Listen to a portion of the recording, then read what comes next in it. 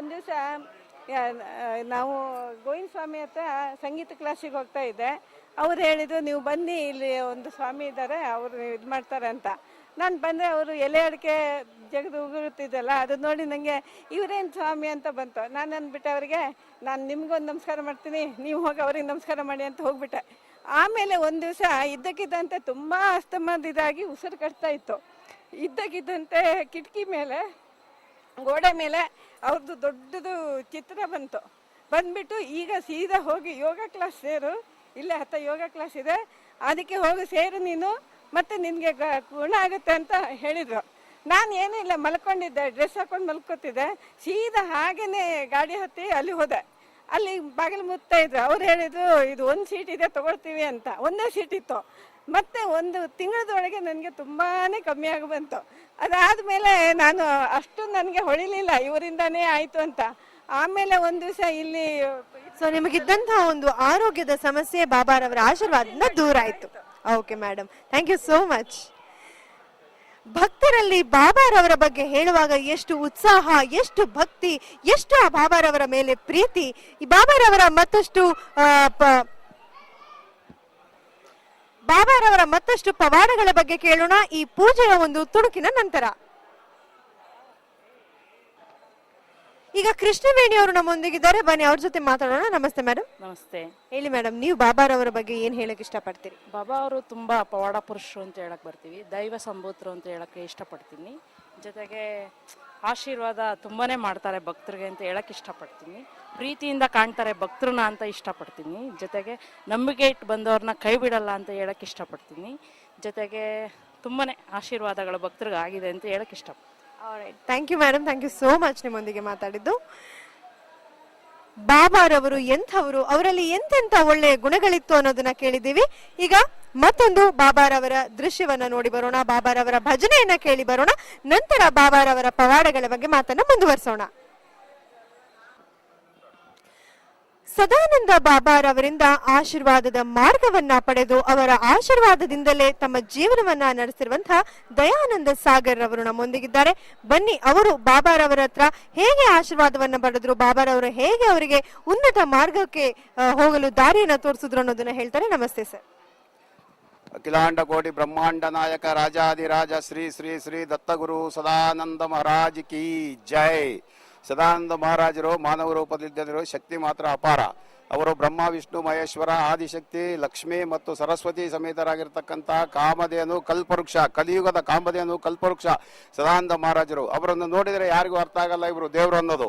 But ಆದ್ರೆ ಸಾಕ್ಷಾತ್ ದತ್ತಾತ್ರೇಯರೇ ಅವರು ಕಲಿಯುಗಕ್ಕೆ ನಮ್ಮ ಭಕ್ತರಿಗೆ ಎಲ್ಲ ಕಲ್ಯಾಣ ಮಾಡಕ್ಕೋಸ್ಕರ, ನಮ್ಮನ್ನು ಉದ್ಧಾರ ಮಾಡಕ್ ಹೋಗಿ ಅವತಾರ ಎತ್ತಿ ಮಾನವ ರೂಪದಲ್ಲಿ ಬೆಂಗಳೂರಿನಲ್ಲಿ ಬಂದಿದ್ರು. ಆದ್ರೆ ಕೆಲವು ಜನ ಅರ್ಥ ಮಾಡ್ಕೊಂಡ್ರು, ಕೆಲವು ಜನ ಅವ್ರನ್ನ ಅರ್ಥ ಮಾಡ್ಕೊಳಕ್ ಆಗ್ಲಿಲ್ಲ. ಅದು ಒಂದು ನಮಗೆ ದುಃಖದ ಸಂಗತಿ ಅಷ್ಟೇ, ಬೇರೆ ಏನೇನಿಲ್ಲ. ಆದ್ರೂ ಅವರು ಸಮಾಧಿ ಆದ್ಮೇಲೆ ನನಗೆ ಒಂದು ಮಾತು ಹೇಳಿದ್ರು, ನಾನು ಇದ್ದಾಗ ನಾಕಾಣಿಯಪ್ಪ, ನಾನು ಸಮಾಧಿ ಆದ್ಮೇಲೆ ₹1 ನಂದು ಪವಾಡ ನಡೀತದೆ ಅಂತ ಹೇಳಿದ್ರು. ಇವಾಗ ಸಮಾಧಿ 96 ಅಲ್ಲಿ ಬಾಬಾರವರು ಸಮಾಧಿ ಆಯ್ತು ಮುಂದೆಲ್ಲ ಬಿಟ್ಟು ನನಗೆ ದುಃಖ ಬರ್ತದೆ, ಅದು ಹೇಳಕ್ಕಾಗಲ್ಲ. ನೆನ್ಸ್ಕೊಂಡ್ಬಿಟ್ರೆ ನನಗೆ ದುಃಖ ತಡೆಯೋಕ್ಕಾಗಲ್ಲ. ನಮ್ಮ ತಂದೆ ತಾಯಿನೂ ನನ್ನ ಸಾಕ್ಲಿಲ್ಲ. ಆ ಥರ ನಾನು ಇಲ್ಲಿ ಬಂದಾಗ ನನಗೆ ಜೋಬಲ್ಲಿ ₹1 ಇದ್ದಿಲ್ಲ. ನಾನು ಭಾಳ ನನ್ನ ಕೇವಲವಾಗಿ ನೋಡಿದೆ. ಆದರೂ ನಾನು ಇವತ್ತು ನಾನು ಹೇಳಕ್ಕೆ ಅದಕ್ಕೆ ಇಷ್ಟಪಡಲ್ಲ. ಅಂತ ನನ್ನ ಸ್ಥಿತಿಗೆ ತಗೊಂಡೋಗಿ ನಮ್ಮ ಅಣ್ಣ ತಮ್ಮಗಳಿಗೆ ಆಶೀರ್ವಾದ ಮಾಡಿ ನಾವು ಒಂದು ಬಳ್ಳಾರಿನಲ್ಲಿ ಬಾಬಾರವರ ಒಂದು ಆಶ್ರಮನ ಕಟ್ಟಿದ್ದೀವಿ. ನಾವು ವಾರದ ಮನೆ ಊಟ ಮಾಡೋ, ಸುಳ್ಳುಗಳು ಹೇಳ್ಬಾರ್ದು ಗುರುಗಳ ಹತ್ರ. ನಾವು ವಾರದ ಮನೆ ಊಟ ಮಾಡಿ ದೀಪದ ಹೇಳ್ತಾರಲ್ಲ, ಅದರಲ್ಲಿ ನಾನು ಓದಿ ನಾವು BA ಪಾಸ್ ಮಾಡಿರೋದು. ಅದನ್ನ ಸದಾನಂದ ಮಹಾರಾಜರನ್ನ ಕಾಯ ವಾಚ ಮನಸ ಸೇವೆ ಮಾಡಿದ್ದಕ್ಕೆ ನನಗೆ 2 ಮಕ್ಕಳು ಕೊಟ್ಟಿದ್ದಾರೆ. ಮುತ್ತು ಇರತಕ್ಕಂಥ ಒಂದು ಹೆಣ್ಣು ಒಂದು ಗಂಡು 2 ಮಕ್ಕಳು ಕೊಟ್ಟಿದ್ದಾರೆ. ಮತ್ತೆ ನಮ್ಮೆಲ್ಲರಿಗೂ ಆಶೀರ್ವಾದ ಮಾಡಿದ್ದಾರೆ. ನಾವೆಲ್ಲರೂ ಬಹಳ ಸುಖ ಸಂತೋಷದ ನೆಮ್ಮದಿಯಿಂದ ನಾವು ಇವತ್ತು ಬಾಬಾ ಅವರ ಇದರಲ್ಲಿ ಕಾಲವನ್ನು ಕಳೀತಾ ಇದೀವಿ. ಇವರು ಎಷ್ಟು ನಮಗೆ ಏನಪ್ಪಾ ಅಂದ್ರೆ ಇವ್ರನ್ನ ವರ್ಣನೆ ಮಾಡೋಕ್ಕಾಗಲ್ಲ. ಬೆಟ್ಟಕ್ಕೆ ಅಚ್ಚಡ ಹೊಚ್ಚಕ್ಕಾಗುತ್ತೆ ನಮ್ಮ ಕೈಲಿ, ಬೆಟ್ಟಕ್ಕೆಲ್ಲ ನಾವು ಬೆಡ್ಶೀಟ್ ಹೊಚ್ಚಾಗ ಆ ಥರ ಇವರು ಗುರುಗಳನ್ನ ಗುಣಗಾನ ಮಾಡೋಕ್ಕಾಗಲ್ಲ. ಅಂದ್ರೆ ನಾವು ಸರೆಂಡರ್ ಆಗಿ ಸದಾನಂದ ಮಹಾರಾಜರು ನಂಬಿದ್ರೆ ಅವ್ರಿಗೆ ಯಾವುದು ಆರೋಗ್ಯ, ಆಯುಸ್ಸು ಮತ್ತೆ ಮನಸ್ಸು ನೆಮ್ಮದಿ ನಮಗೇನು ಬೇಕೋ ಪ್ರತಿಯೊಂದನ್ನು ಕೊಟ್ಟು ನಮ್ಮನ್ನ ಕಾಪಾಡೋದ್ರಲ್ಲಿ ಸದಾನಂದ ಮಹಾರಾಜರು ಎತ್ತಿದ ಕೈ. ಶ್ರೀ ಶ್ರೀ ದತ್ತಗುರು ಸದಾನಂದ ಮಹಾರಾಜ್ ಕಿ ಜೈ. ಸಮರ್ಥ ಸಮರ್ಥ ಸಮರ್ಥ ಸದ್ಗುರು ಸದಾನಂದ ಮಹಾರಾಜ್ ಕಿ ಜೈ. ನೋಡಿದ್ರಲ್ಲ ವೀಕ್ಷಕರೇ, ಇಂದು ಬಾಬಾರವರನ್ನ ಕಳ್ಕೊಂಡು ಬಹಳ ನೊಂದಿದ್ದೇವೆ. ಬಾಬಾರವರು ಇಲ್ಲದೆ ಇರೋದು ನಮಗೆ ಬಹಳ ಒಂದು ದೊಡ್ಡ ನೋವನ್ನ ಮನಸ್ಸಿಗೆ ತಂದುಕೊಟ್ಟಿದೆ ಅಂತ ಇವತ್ತಿಗೂ ಕೂಡ ಬಾಬಾರವರನ್ನ ನೆನೆದು ಕಣ್ಣೀರು ಹಾಕುವ ಭಕ್ತರು ಸಾವಿರಾರು ಜನ. ಅಂಥ ಬಾಬಾರವರ ದರ್ಶನವನ್ನ ನಾವು ಕೂಡ ಮತ್ತೊಮ್ಮೆ ಮಾಡಿ ಬರೋಣ ನಿಮ್ಮೆಲ್ಲರ ಅಚ್ಚುಮೆಚ್ಚಿನ ಶಿವಶಂಕರ ವಾಹಿನಿಯಲ್ಲಿ. ಕಷ್ಟ ಅಂತ ಬಂದಾಗ ನಮ್ಮ ಕಷ್ಟಗಳನ್ನ ತೀರ್ಸೋದಕ್ಕೆ ಆ ಭಗವಂತನ ಕೈಯಲ್ಲೇ ಸಾಧ್ಯ ಅಂತ ಹೇಳ್ತೀವಿ. ಆದ್ರೆ ಭಗವಂತ ಯಾವ್ಯಾವ ರೂಪದಲ್ಲಿ ಈ ಧರೆ ಮೇಲೆ ಅವತಾರ ಎತ್ತಿರ್ತಾನೆ ಅಂತ ನಮಗೆ ಗೊತ್ತಿಲ್ಲ. ಅಂತಹ ಭಗವಂತನ ರೂಪ ದತ್ತಾತ್ರೇಯನ ಅವತಾರ ಶ್ರೀ ಶ್ರೀ ಶ್ರೀ ಸದಾನಂದ ಬಾಬಾರವರದ್ದು. ಬಾಬಾರವರ ಬಗ್ಗೆ ರಾಮ ಅವರೇನ್ ಹೇಳ್ತಾರೆ ಕೇಳೋಣ. ನಮಸ್ತೆ ಸರ್. ಜೈ ಶ್ರೀ ಸದ್ಗುರು ದತ್ತ ಸದಾನಂದ ಮಹಾರಾಜ್ ಕಿ ಜೈ. ನೋಡಿ, ನಾನು ಕಂಡಿದ್ದೇನೆಂದ್ರೆ, ನಾನು ಬಹಳ ಕಷ್ಟದಲ್ಲಿದ್ದೆ. ಆ ಕಷ್ಟದಲ್ಲಿದ್ದಾಗ ನಾನು ಬಾಬಾ ಅವ್ರನ್ನ ಪಾದಕ್ಕೆ ಬಿದ್ದು ಹುಬ್ಬಳ್ಳಿಲಿ ಹೋಗಿ ರಾಯಪುರದಲ್ಲಿ ಹೋಗಿ ಪಾದಕ್ಕೆ ಬಿದ್ದೆ. ಬಾಬಾವ್ರ ಪಾದ. ಬಾಬಾ ಅವರು ನನಗೆ ಬರೀ ಆಶೀರ್ವಾದ ಮಾಡಿದ್ರು. ಆಶೀರ್ವಾದ ಬಹಳ ಕಷ್ಟ ಇತ್ತು. ಈಗ ಆ ಕಷ್ಟನೆಲ್ಲ ಪ್ರತಿಯೊಂದೂ ನನಗೆ ನೆರವೇರಿಸಿ ಇವತ್ತು ನಾನು ನನ್ನ ಹೆಂಡತಿ ಮಕ್ಕಳು ಜೊತೆ ಭಾರಿ ಚೆನ್ನಾಗಿದ್ದೀರಿ ಪ್ರತಿಯೊಂದರಲ್ಲೂ. ಮತ್ತೆ ಮೊದಲು ಆರೋಗ್ಯ, ಬಾಬಾ ಅವರು ಕೊಡೋದೇ ಫಸ್ಟ್ ಆರೋಗ್ಯ. ಯಾವುದೇ ಥರ ಕಾಯಿಲೆ ಇರಲಿ ಏನೇ ಇರಲಿ ಪ್ರತಿಯೊಂದಿದ್ರೂ ಫಸ್ಟ್ ಬಂದು ಬಾಬಾವ್ರ ಪಾದಕ್ಕೆ ಬಿದ್ದರೆ ಆ ಕಾಯಿಲೆ ಮೊದಲು ನಿವಾರಣೆ ಆಗುತ್ತೆ. ಆ ನಿವಾರಣೆ ಆದಮೇಲೆ ಮತ್ತೆ ಆಯುಸ್ಸು, ಆರೋಗ್ಯ ಮತ್ತೆ ಐಶ್ವರ್ಯ ಎಲ್ಲ ಕೊಟ್ಟು ಬಾಬಾವ್ರು ಕಾಪಾಡ್ತಾರೆ. ಬಾಬಾವ್ರು ಹೇಳ್ಬೇಕು, ಅವ್ರ ಬಗ್ಗೆ ಹೇಳ್ಬೇಕು ಅಂದ್ರೆ, ಭಗವಂತ ಅಂದ್ರೆ ಕಂಪ್ಲೀಟ್ ಇಡೀ 333 ಕೋಟಿ ಏನು ಭಗವಂತ ಇದ್ರು, ಆ ಭಗವಂತನಿಗೆಲ್ಲ ದೊಡ್ಡ ಗುರು ಭಗವಂತ ಅಂದ್ರೆ ದತ್ತಗುರು ಸದಾನಂದ ಮಹಾರಾಜರು. ಅವ್ರ ಬಗ್ಗೆ ಹೇಳ್ಬೇಕಾದ್ರೆ ಅಪಾರ ಇದೆ. ಇನ್ನ ಭಕ್ತರಿದ್ದಾರೆ ಹೇಳ್ತಾರೆ. ನಾನು ಕಂಡಿದ್ದಾರೆ ಇಷ್ಟೇ. ಇದರಲ್ಲಿ ನನಗೆ ಭಾರಿ ನೆಮ್ಮದಿ ಇದೆ. ಇಲ್ಲಿ ಬಂದ್ಮೇಲೆ ತುಂಬಾ ನನ್ನ ಹೆಂಡತಿ ಮಕ್ಕಳು ನಾವು ಮನೆ ಕುಟುಂಬ ಸಮೇತ ಚೆನ್ನಾಗಿ ಮುಂದೆ ಬಂದು ಬಾಬಾ ಆಶೀರ್ವಾದ ಮತ್ತೆ ನಾವು ಇರೋವರೆಗೂ ಬಾಬಾನ ಸೇವೆ ಮಾಡ್ಕೊಂಡು ಇರ್ತೀರಿ ನಾವಿಲ್ಲಿ. ವೀಕ್ಷಕರೇ, ಈಗ ಬಾಬಾರವರ ಪೂಜೆಯನ್ನ ನೋಡಿ ಬರೋಣ. ಆ ಪೂಜೆಯಲ್ಲಿ ಎಷ್ಟು ಜನ ಭಕ್ತರು ಪಾಲ್ಗೊಂಡಿದ್ದಾರೆ, ಯಾವ ತರ ಸೇವೆಯನ್ನ ಸಲ್ಲಿಸ್ತಿದ್ದಾರೆ ಅಂತ ನೋಡೋಣ ಬನ್ನಿ.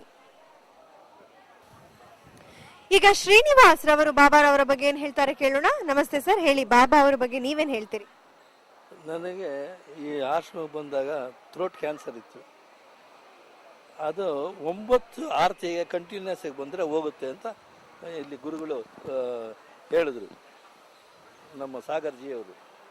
ಆ ಸಾಗರ್ಜಿಯವರು ಹೇಳ್ದಂಗೆ 9 ಆರತಿಗೂ ತಪ್ಪುದಿರ ನಾನು ಬಂದೆ. ಆಮೇಲೆ ಅದು ಹೋಯ್ತು. ಕ್ಯಾನ್ಸರ್ ಹೋಗೋದೇ ಇಲ್ಲ ಅಂತ ಹೇಳಿದ್ದೆ ಡಾಕ್ಟರ್ಗಳದ್ದು, ಹೋಗಿದೆ. ಡಾಕ್ಟರ್ಗಳು ಹೇಳಿದ್ರು ಇದು ಹೋಗೋದಿಲ್ಲ, ಮರಣಾಂತರವಾಗಿದ್ದೇ ಇರುತ್ತೆ. ರಾಮಕೃಷ್ಣ ಪರಮಹಂಸರಿಗೆ ಬಂತು, ಅದೇ ಹೋಗ್ಲಿಲ್ಲ, ನಿನ್ಗೋಗ್ಬಿಡ್ತದ ಅಂದ್ರು. ಸೊ ಅಂಥ ಕಾಯಿಲೆ ದೂರವಾಗೋಯ್ತು ಬಾಬಾರವರ ಒಂದು ಆರತಿಗೆ ನೀವು ಹೋದಾಗ. 9 continues 9 aarti. Thank you sir. Okay, thank you sir. ಆರೋಗ್ಯಗಳನ್ನ ಗುಣಪಡಿಸೋದಕ್ಕೆ ಎಷ್ಟೆಲ್ಲ ಕಷ್ಟಪಡ್ತಾರೆ, ರೋಗಗಳು ಹೋಗ್ಲಿ ಅಂತ ಹೇಳಿ ಎಷ್ಟೆಲ್ಲ ಕಷ್ಟಪಡ್ತಾರೆ. ಆದ್ರೆ ಇಲ್ಲಿ ಬಾಬಾರವರ 9 ಆರತಿಗೆ ಸತತವಾಗಿ ಬಂದು ಕ್ಯಾನ್ಸರ್ ಅನ್ನುವಂಥ ಭಯಾನಕ ರೋಗವನ್ನೇ ಹೋಗಲಾಡಿಸ್ಕೊಂಡಿದ್ದಾರೆ. ನೋಡಿದ್ರಲ್ಲ ಬಾಬಾರವರ ಪವಾಡ ಎಷ್ಟು ಅದ್ಭುತವಾದದ್ದು ಅಂತ. ಈಗ ಬಾಬಾರವರ ಗೀತೆಯನ್ನ ಕೇಳಿ ಬರೋಣ ನಿಮ್ಮೆಲ್ಲರ ಶ್ರೀಶಂಕರ ವಾಹಿನಿಯಲ್ಲಿ. ಕಲಿಯುಗದ ಭಗವಂತ ಶ್ರೀ ಶ್ರೀ ಶ್ರೀ ಸದಾನಂದ ಬಾಬಾರವರು.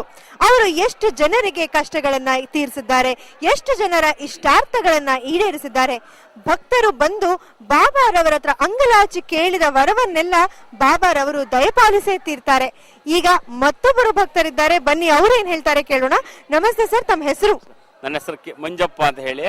ನಾನು 1992-93 ನಮ್ಮ ಕುಟುಂಬದವರೆಲ್ಲ ಬರ್ತಾ ಇದ್ದೀವಿ. ನಾವು ಬಾಬಾರನ್ನೇ ನಂಬಿಟ್ಟು ದೇವರು ಅಂತಾನೆ ನಂಬಿದ್ದೀವಿ.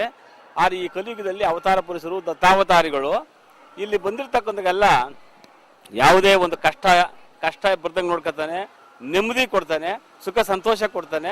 ನಾನು ಅಷ್ಟನ್ನು ಹೇಳಕ್ ಬಯಸ್ತಾ ಇದ್ದೀನಿ ಈ ಸಂದರ್ಭದಲ್ಲಿ. Thank you so much sir. ಇಲ್ಲಿ ಬಂದಿರ್ತಕ್ಕಂಥವ್ರು ಎಲ್ಲರಿಗೂ ಅವ್ರ ಮಕ್ಕಳಿಗೆ ಆಗಲಿ, ವಿದ್ಯಾಭ್ಯಾಸ ಆಗಲಿ, ಆರೋಗ್ಯ ಆಗಲಿ, ಸಂಪತ್ತಾಗಲಿ, ಅವ್ರವ್ರು ಹೆಂಗೆ ನಂಬಿ ಬರ್ತಾರೋ ಅದೇ ತರ ನಂಬಿಕೆ ಬಂದಂಗೆ ಅವ್ರವ್ರು ಒಳ್ಳೇದಾಯ್ತಾರೆ. Thank you so much. Okay ವೀಕ್ಷಕರೇ, ಈಗ ಬಾಬಾರವರ ಭಜನೆಯನ್ನ ನೋಡಿ ಬರೋಣ. ಬಾಬಾರವರನ್ನ ಸ್ಮರಿಸ್ತಾ ಇದ್ದಾರೆ, ಆ ಸ್ಮರಣೆಯಲ್ಲಿ ನಾವು ಕೂಡ ಪಾಲ್ಗೊಳ್ಳೋಣ ಬನ್ನಿ.